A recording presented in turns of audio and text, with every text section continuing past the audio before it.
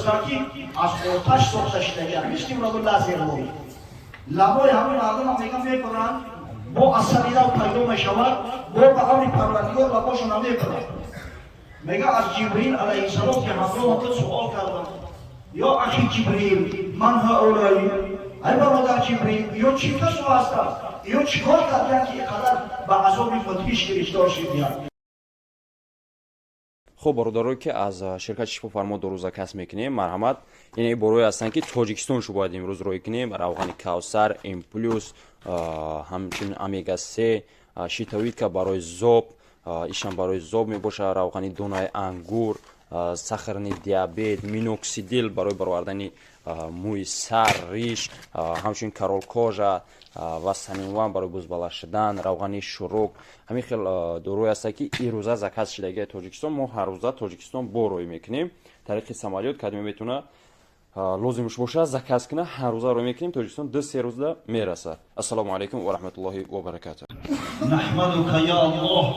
كما ينبغي لجلال وجهك وعظيم سلطانك ونصلي ونسلم على سيدنا وحبيبنا محمد صلى الله عليه وسلم وعلى آله وصحبه أجمعين أما بعد السلام عليكم ورحمة الله وبركاته أولا کدام شما عزیزان را برای محفل خیر تبریک و تهنیت میگویم و از درگاه خداوند متعال براتون بهترین تمنیات را آرزو دارم که خداوند بزرگ ما و شما را به همین روزهای سعادت و خوشبختی روزی توی فرزندان نوجوانان برساند و پروردگار بزرگ نشان خود امردین ما را بالای سر فرزندان همچنان ناصح نگه دارد و فرزندان را با غیرت با همت با محبت مثل تمام اهل خاندان نجیب و کمال برساند خاصتا محمد خانم که در محفلش شرکت دارد پروردگار بزرگ حافظ قرآن عالم با عمل محب خدا و پیغمبر و کمال برساند آمین یا رب العالمین خداوند بزرگ غیرت همت جوانمردی برای نصیب گرداند که به دعوای بندگی الله به دعوای امتی رسول الله صلی الله علیه و سلم به دعوای پیروی مذهب محبت حضرت امام اعظم ابو حنیفه رحمه الله پایدار و استوار باشید جوانگو باشید خداوند بزرگ ایمانش بیاره که با گفته‌ها و شنیده‌ها عمل نمایید از جمله او کسایی نباشید که میگویند و میشنوند اما هیچ عمل ندارند وای به حال چنین طایفه کبر مقتا عند الله ان تقولوا ما لا تفعلون در نزد پروردگار بزرگ بسیار یک جنایت و گناه عظیم محسوب میشود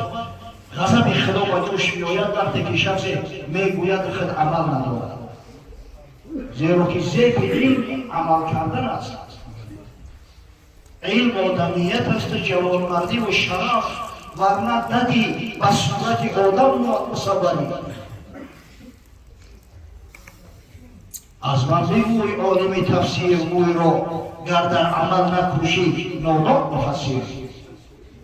باقی درخت علم ندانم به جز عمل با علم اگر عمل نکنی شاخ میبری امام قرطبی در تفسیر معروفش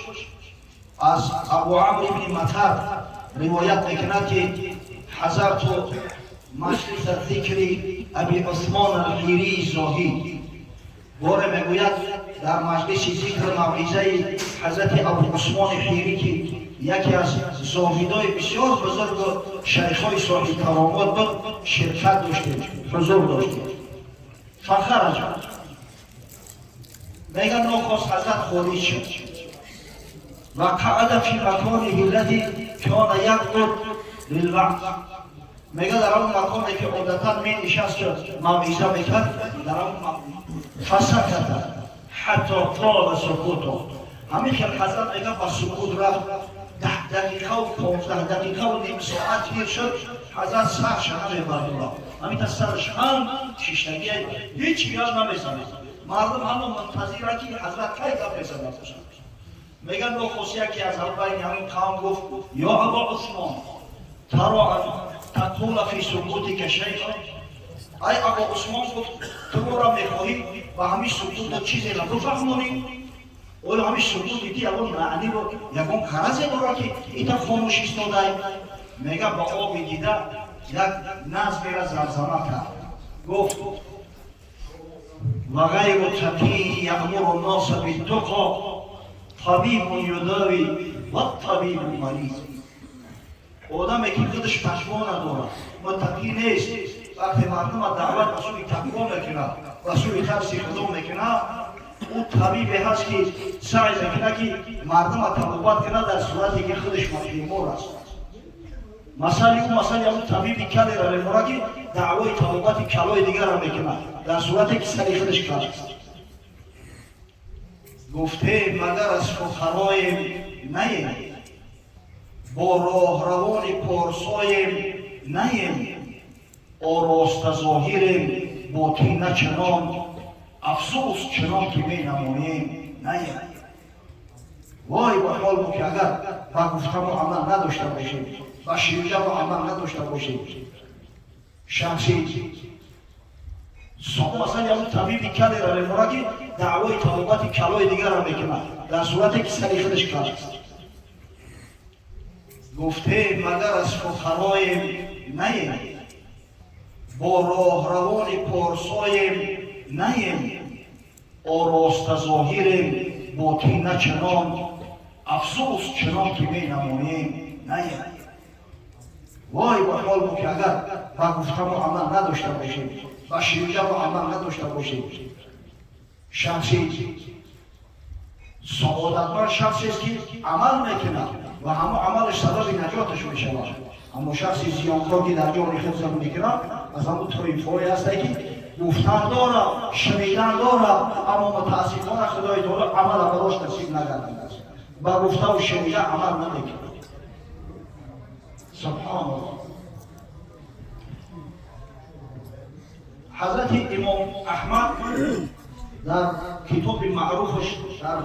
مسند آورده است از انس بن مالک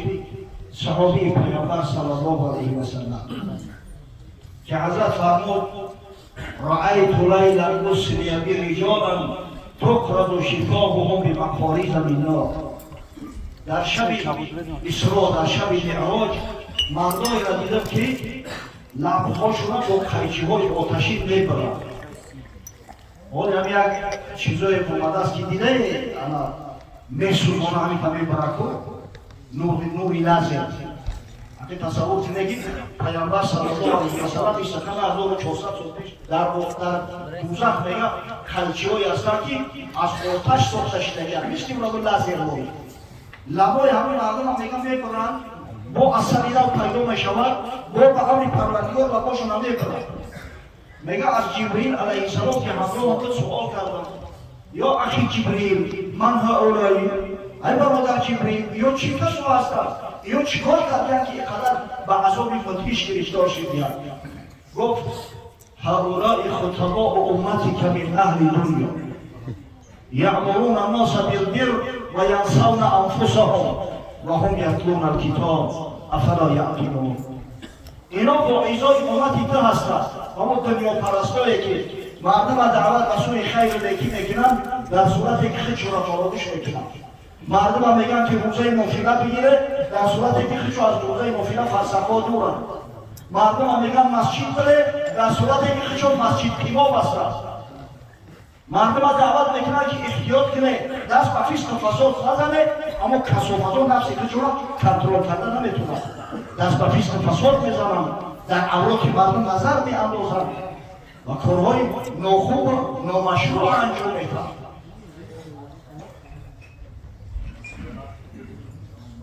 در روایت امام بیهقی اومده است که یقرؤون القرآن ولا یعملون به. اینا کسایی هستند که قرآن میخونن و به قرآن عمل نمیکنن. سبحان الله، واقعا یک دهشت است. قسم به الله روز میشود که در پیش پروردگار میگذارند و پروردگار بزرگ از تمام مسائل سوال میکنند. از تمام همین نوجوانمندی هایی که پنهانی میکنیم و از مردم پنهان میکنیم، اما پیش خداوند متعال چیزی را پنهان کردن نمیشود. حتما ما و شما را پرسان میشود پروردگار. وای به قرب در آن روز، هزار روزی که صدق صادقان باز جوید از تو سنگ امتحان. حضرت مولوی رو قصه میکنه، میگوید واقعی زاهد رو یک زن بود بس غیور، هم بلو رو یک کنیزک مثل خور. زن ز غیرت پاس شوهر داشتی، با کنیزک نسبتش نگذاشتی، قربتش نگذاشتی. یک زاهد بوده است، بیچاره یک کنیز صاحب جمال داره، کنیز خیلی چند داره، اما اون زن خونه سوختش به حد رشک گفته است که بیچاره شوهر با هم کنیز نزدیک شوی نمیمونه.